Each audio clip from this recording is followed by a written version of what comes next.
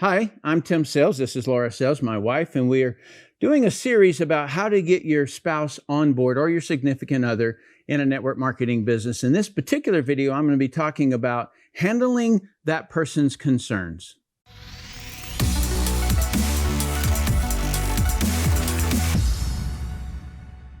All right, welcome back to part 2. What we're going to be talking about in this one is handling the objections. I'm going to walk you through a protocol. But first, I just want to back up to the last one. The main topic that we were talking about in the last series had to do with the us entity that sits above the spouses, right? So I've got a goal and she supports my achievement of my goal personally. And she has a goal and I support hers. And then we have this us thing up here, and that is the marriage. And she is contributing to that, and I'm contributing to that. The point at which one of us isn't contributing, then it crumbles. Okay, in other words, we have to always be putting that thing there. All right, it's not, I said I do, and I said I love you in the day that we got married, but hadn't said it since, right? That don't work out, right? I mean, for some people it does, right? Because they're just afraid of doing anything else. But if you're creating on it, working on it all the time, it really does thrive, right? So that's what we were talking about last time. And any amount of support that a spouse or significant other gives you is gold, okay? And the only time that it's not so good is when that person is trying to block you, trying to stop you, okay? So that's where I'm going in here. And we're going to be talking about objection handling and how do you go about it. And so I had a protocol that I wrote a long, long time ago of how to actually make that work. So I just want to, before I jump slides, you got anything else, anything to add? No, I'm ready to hear how you handle objections. I think you know. Uh-oh. She might now find out what I've been doing. Okay, so let's talk about what is an objection, first of all. First of all, it is an expressed or unexpressed opposition. In other words, they are opposing. So you have a view, they have a view, and their view is opposing yours, and yours is opposing them. Okay? So that's what an objection could be, and it could be very tiny, could be very large. Right? So the ones that you are happy about are the ones that they tell you, the exposed ones, okay? So the ones that are hidden, you don't know. And so that is the reason I created this protocol, because I want to get every one of the objections out while they're talking, okay? So sometimes they will toss up a little something to see if you're safe, and if you do a good job there, then they'll give you the real one. All right, so that's kind of been my experience. All right, so step 1 is listen completely through the objection. All right, so whatever it is that the person is saying, then just listen all the way through it. Don't ever interrupt them. If they say something like, is this kind of like one of those things like Amway? What's it called? Let them work their way through. And can I just say something right now? Please. This is really hard to do, okay? Because I come to you with something that I really, really want, and I ask him what he thinks about it, and he starts to tell me, and I immediately want to go, oh, but let me show you how, but let me do it. And I want to just start handling whatever he's saying, right?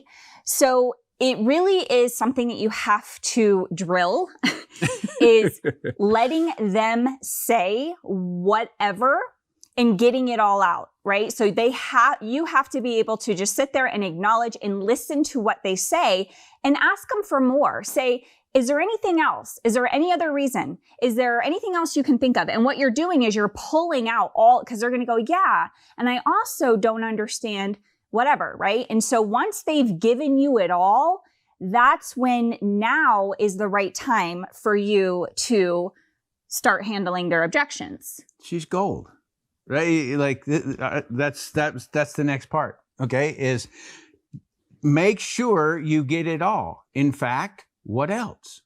What else have you heard? What else do you know, how do you know? Like where did you get this? You know, like, did you experience this or did you experience it through another? Right? So that's kind of the way that you want to really let them talk. And you're not arguing, and you're not going into defense mode, and you're not trying to prove them wrong, right? So keep all those things. Big things you just said. You're not trying to win, okay? Because if you win and she loses, you don't want a loser as a spouse or a significant other. You don't want a loser. You want her to win, okay? And so I'm just using her in this instance, but it could be the other way around. So as they're giving the objections, do not go into defense mode. Do not try to defend. Do not try to argue, right? You're just listening, and you're just getting really what you're trying to do is get them to feel comfortable and just telling you how they feel about every single thing on that topic. And then from that point, you can move forward. And even if they come out with, well, number 1 and number 2 and number 3, write it down. Okay, this is gold.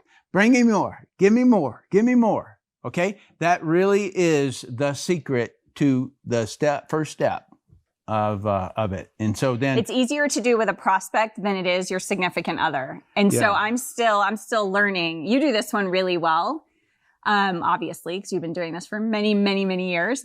But it just works. Like and it's natural. Not because you're not trying to do it. It's like you're naturally just like, okay, you're listening. And for me, I'm still learning how to navigate not going into defense mode, because it's like I want to show you how what you just said isn't true, or maybe you haven't seen this other video yet, and so it's hard to not want to do that. But when people do that is when the arguments happen, because you start butting heads. So if you want to not have an argument with your spouse, which is probably your goal, then don't do that. Just listen. Yeah, let her or him keep talking. Just let them keep on talking. Ask more. And I've done it before in one of my videos where you take a piece of paper and you yell. I'm not going to blow out my videographer's ears here, so I'm not going to do it. But you yell as hard as you can and see if you can break that piece of paper. See if you can even cause it to move. Okay, so there is no word that's going to upset. There's no word that's going to hurt you. And so all you do is that you end up putting some sort of power into a word or a way that they're talking to you. And so you just have to just say, no, I want my significant other to communicate to me what he or she really feels. All right. Yep. Now we spend a lot of time on that, and it's a very, very good thing that we do, because it's the go, no go. All right. You're going to lose early if you mess that up. She's going to shut down. He's going to shut down. And so you want them to communicate. Next thing, after they've said it all, don't just say, okay, and then you go on. Okay. So that person has emotion around this thing. And so likely, okay? So if the person says something and they say it and they've got a lot of emotion on it, then you have to use about the same weight in acknowledging them about that.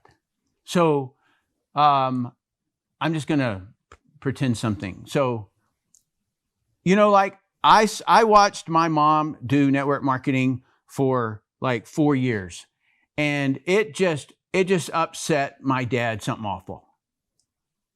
Right? Don't just say, okay.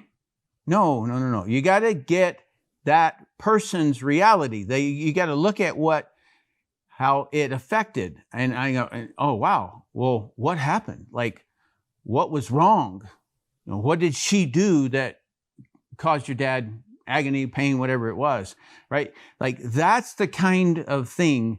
So you can just say, all right, well, here, and you break, and you're not connecting at their level to be able to communicate back to them to where they feel as though that you have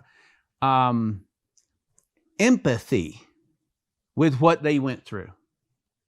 All right. So, all right, forget the point that it was dad who had the problem. Okay. She witnessed it from a side. It wasn't her agony. So now you get the idea, but you still got to, and your responsibility here is to acknowledge them at the level of their upset. Okay. So even though you're acknowledging it, you're not actually agreeing with it. All right. Now that's a tricky one. So, person says, let's say that my wife said it's a pyramid scheme or something like that. And so, I can say something like, I get it, right? I can acknowledge that, but I didn't agree with it. So you got to kind of not agree with it, but acknowledge the fact that she said it. Okay, so that's another little extra secret on that one.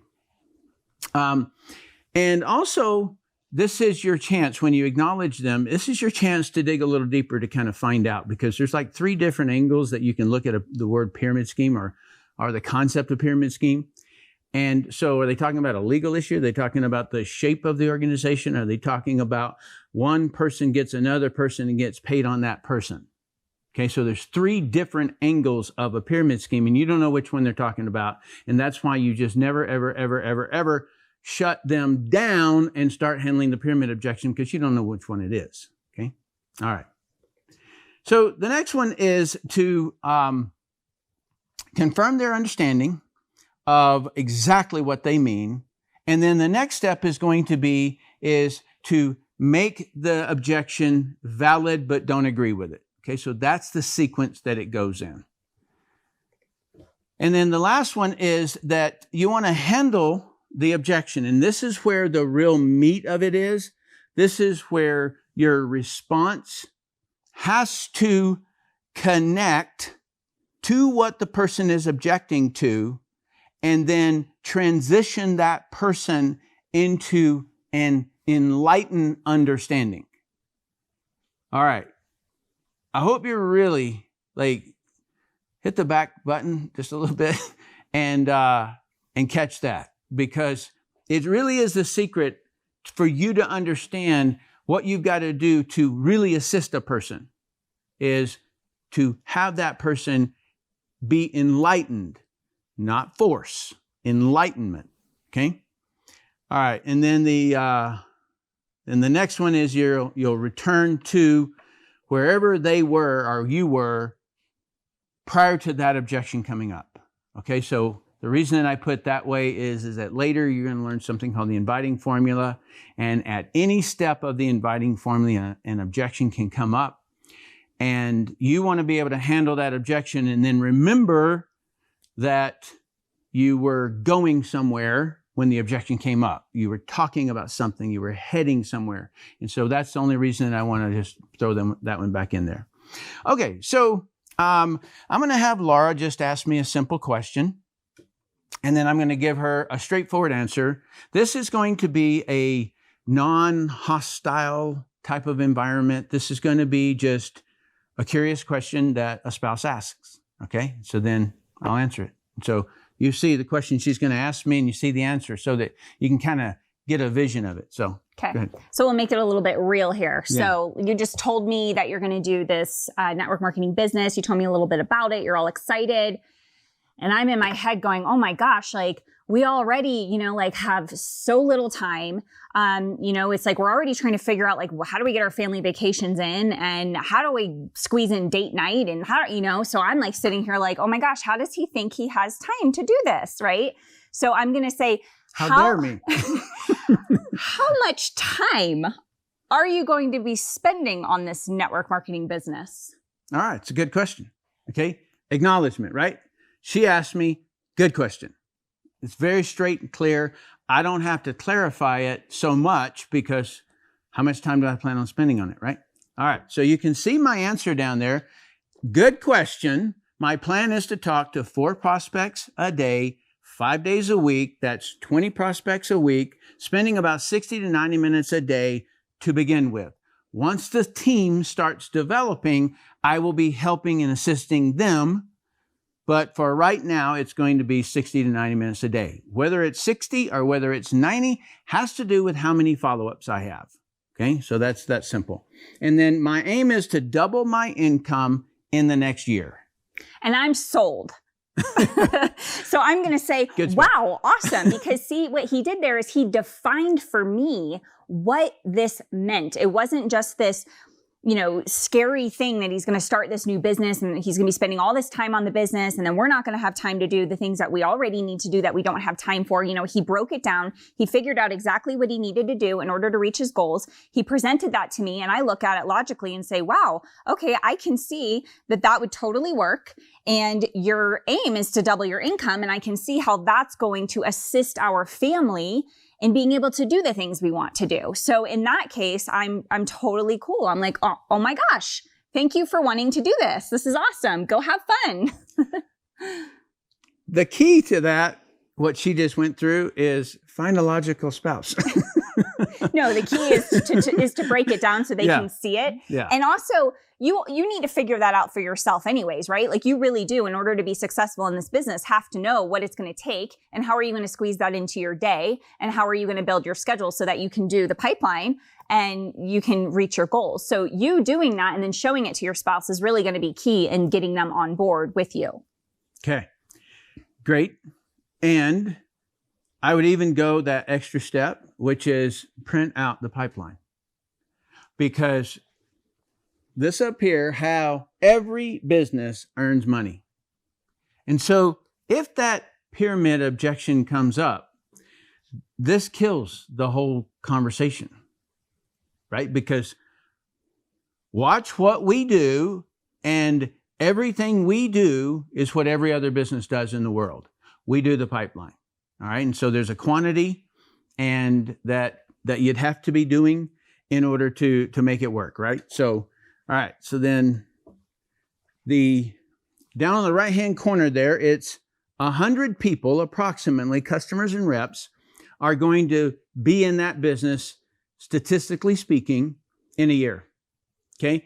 And that is if nobody else on the team does anything at all. All right. So that's kind of the way that I would put it to a spouse, is even if I have to build the whole thing. When you start getting into the I get 2 and then they each get 2 and now I have 4 and then each of those 4 get 2. Now I have, all right, it's going to go right outside of the spouse's reality. And honestly, you get 2, both of those quit. You get 2, one of those quit. So you can't do geometric progression. All right. So it's not the way it works. You end up finding somebody who does the pipeline in high quantity. And that's the reason your business blows up. And so statistically, you're going to find 1 or 2 within that time frame. Okay. And that quantity. All right. And so the last thing here that I wanted to cover is now I've seen videos where they really pound this whole concept about the spouse is gone crazy. The person's spending all this money and all this time, and they're doing this and they're doing that, and they spent $40,000, blah, blah, blah, blah, blah. Okay, so this is what they make drama movies out of. All right, so let me comment on that because it's legit, okay? If what you're doing is the pipeline, then it would be, unless you were buying really, really expensive leads, would be a whole lot for you to spend that kind of money. All right. And furthermore, is that you're going to see if those leads are converting or not. Earlier, like when you've spent $50, you'll know the conversion rate. Right? You spend $200, you'll know the conversion rate. So you have to make sure that you're actually doing the pipeline, because you can spend a whole lot of money. You can join a whole lot of masterminds. You can do a whole lot of travel and not get anything out of it. And that is where I see most people fail, is that they're not actually doing the pipeline. So make sure you're doing the pipeline. And that creates a problem with your spouse because they Big see time. how much money you're spending, but they don't see any income coming in. So if you really want to get your spouse on board, then you have to really look at yourself and look at what you're doing and what you're not doing, because you can't expect somebody else to be on board if you're not really building the business and you're not really doing the things that are required to be successful, because then you're just asking them to come on board for something that you're not even actually working towards, right? And nobody's going to come on board with that if you're just spending money and you're not, doing what it takes to have the success.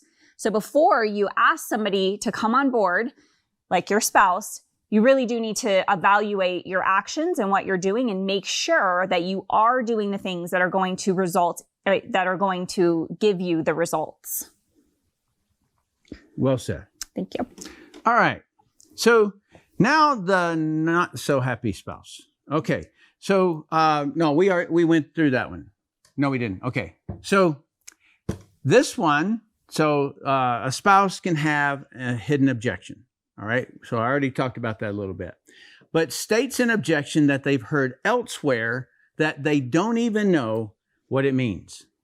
All right. So, in this particular one, she says, "Why are you doing a stupid pyramid scheme?" All right. So I will break that down in just a second, but so I'm going to have you would never say it this way, but she's going to turn mean on me. Okay. So tell me again why you're doing a stupid pyramid scheme. All right. Well, it's not a pyramid scheme, and I'm doing it because I want to create more freedom and income for us. Okay. Probably not what a real person would say, but my wife would, because she's logical. See, that's the whole thing. So I would obviously need you to explain to me when you said it's not a pyramid scheme. Okay. Can you show that to me? Can you explain that to me? Because everything that I see, all the stuff I read about, I saw this video on Facebook the other day where somebody joined this thing and they lost all their money. And so please tell me how this is not a pyramid scheme, right? It's one of those MLM things, right?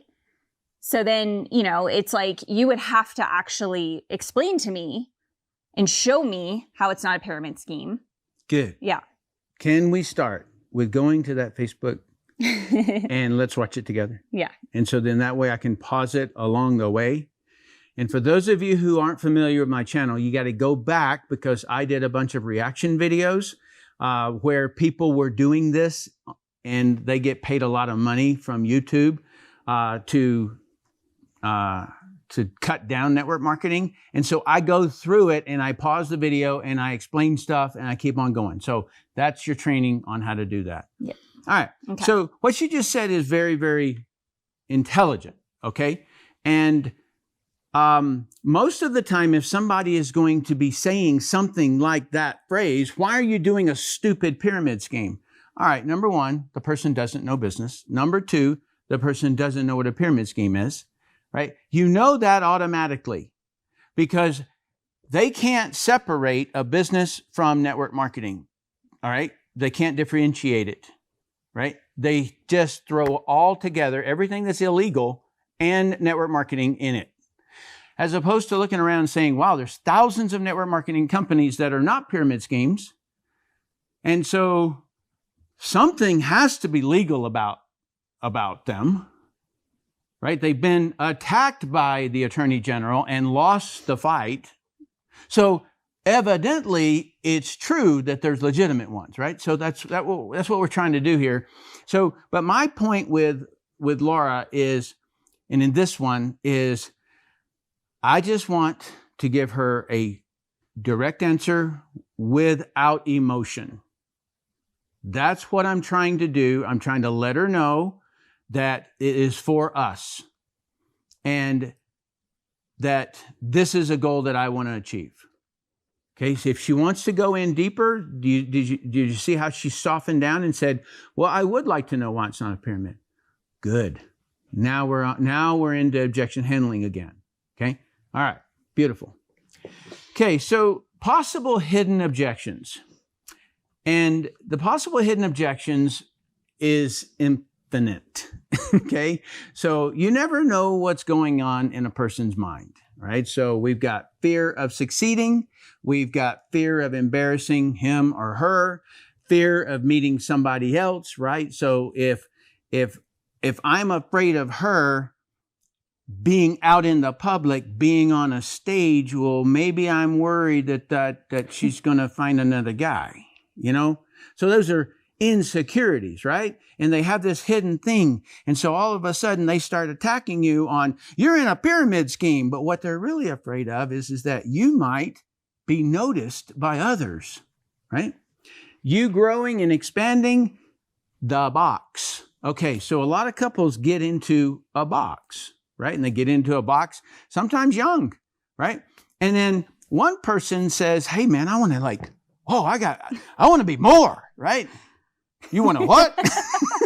You know, like, you mean I got to put down these chips? How you mean I got to get fit? You mean I got to this? You know, like they don't want to like have to grow. Come on, we already married, you know, like, so that's a lot of times what really goes on here. And they then grab some objection that they see online and they give it to you, but it's not really the one. And so that's the reason that you want to make sure that you are fishing to find out what it really is. Okay? And it always comes back to if that is the case, they're afraid to grow. They don't want to get out of their comfort zone. They're worried that you're going to go off and do this thing and forget about them.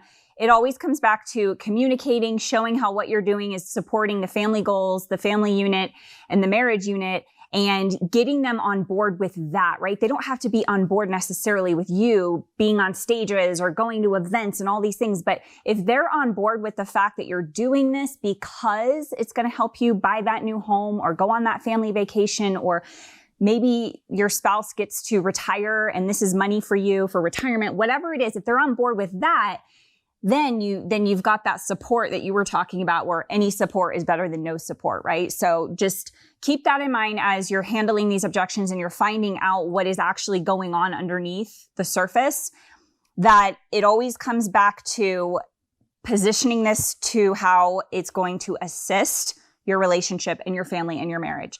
And I think that if you just keep that in mind, that's really how you get this done. Totally is, 100%. So the bottom line is never attempt to force network marketing on your spouse.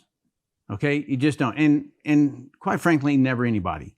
And so force is, you might think of force as being something that you see in the military or something like that. But force can be hidden as well, right? So it's the undertow at the beach where you start sinking when you're in the water and you're like, what's happening here, right? That's what happens when you've got somebody who has got hidden objections and they're trying to take the sand out from underneath you because of their own fears. And so it's just never a good idea to use force to try to get somebody's, compliance, if you will, or, their support. So just don't ever do it. And then also, anything that Laura does, if you saw the amount of support for everything that she does, that I do, you'd understand why she, in the beginning, was supporting me so much, right? Because anytime you support them, then it elicits their support. Okay, so if you are always doing your own thing and now you're going to be doing another thing, and so maybe that person's hidden objection really is that they just want more of you, right? And so you got to show them how to get more, how you're going to get more by building the business. Okay, so yep, is that good? Yep, love it. All right, so comment, please. What's been your experience with objection handling with a spouse? Okay, so you saw mine. Tell me yours. How do you go about it?